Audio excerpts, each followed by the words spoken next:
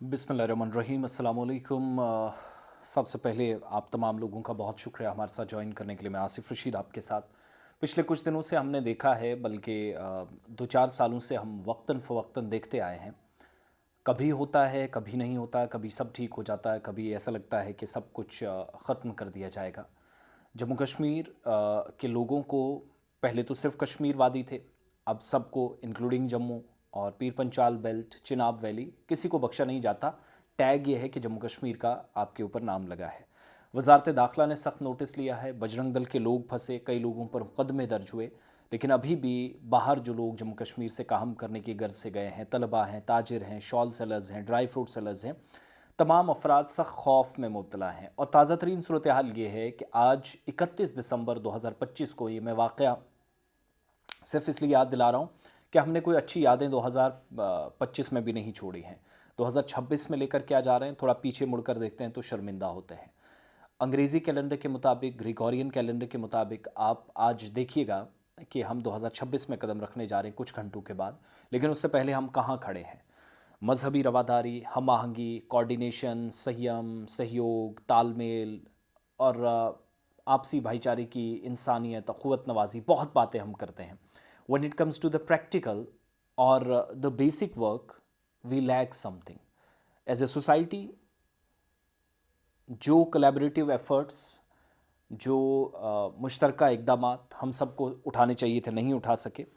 और अब सूरत हाल ये है कि जम्मू कश्मीर स्टूडेंट एसोसिएशन ने भी इस सिलसिले में अथॉरिटीज़ को, ज़िम्मेदारान को, सियासी जमातों को भी जगाने की कोशिश की है। और हिमाचल प्रदेश के अंदर जो कुछ दिनों में हमने गुंडागर्दी देखी है, बजरंग दल के लोगों की, कुछ बाकी लोगों की, पहले तो मुबारकबाद हिमाचल प्रदेश को, उत्तराखंड अथॉरिटीज़ को कि उनने कार्रवाइयाँ की हैं। हुकूमत ने इस बात का सख्त नोटिस लिया। यहाँ कोई आता है या जम्मू कश्मीर पहुँचता है तो मेहमान नवाजी की बहुत बातें की जाती, लेकिन यही लोग बाहर क्यों मार खाते हैं? किसी से वंदे मातरम ज़बरदस्ती बुलवाने पर मजबूर किया जाता है।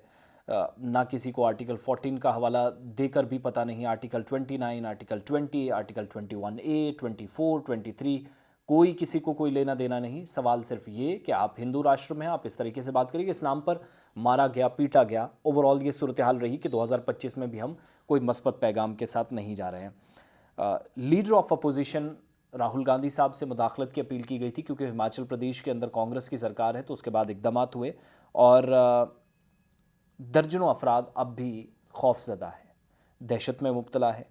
ज़िम्मेदारियाँ बहुत सारे लोगों पर हैं। ख़वातीन, बच्चे घरों में इंतज़ार कर रहे हैं, और 6-6, 8-8 महीने, जब ये सर्दियाँ वगैरह होती है 2-3 महीने, तो लोग जम्मू कश्मीर से बाहर जाते हैं। लाइवलीहुड उनका है, ज़रिया मौश है, लेकिन ये सूरत हाल ओवरऑल रही। बहरहाल हिमाचल प्रदेश के अंदर साल 2025 में 17 वाक़यात रोनमा हुए हैं, और पूछ पूछ कर हिमाचल प्रदेश में तो कम, लेकिन उत्तराखंड के अंदर जहाँ सबसे ज़्यादा इस बार मार पड़ी कश्मीरियों को। और मुझे एक बात बहुत पसंद आई सजाद गनी लोन साहब की कि नेशनल सिक्योरिटी एक्ट के तहत कार्रवाई होनी चाहिए, इसको नेशनल सिक्योरिटी का एक मामला लिए समझ कर कार्रवाई हो। तो वजारत दाखिला ने कहा है कि हम बख्शेंगे नहीं, लेकिन कोई ज़्यादा कार्रवाई नहीं हो। इन भगवाधारियों ने बहुत सारी जगहों पर तंग तलब लोगों को कर रखा है, सिर्फ इस नाम पे कि आप किसकी पोजीशन परमिशन से आए। अरे पुलिस इलाके में है, लॉ एंड ऑर्डर है, एजेंसीज़ हैं, क्या वो नाकाम है? बजरंग दल वालों के पास, शिवसेना वालों के पास ज़्यादा इसमें जानकारी है। तो ये ओवरऑल सूरत हाल रही है। अल्लाह करे कि जम्मू कश्मीर के लोग जैसे मोहब्बत का, अमन का पैगाम देते आए हैं, वैसे ही बाहर के लोग भी समझें और बाहर उनको वैसे ही ट्रीट करें। तो ये 2025 का एक नेगेटिव इम्पैक्ट हमने देखा है, अनफॉर्चुनेट पार्ट।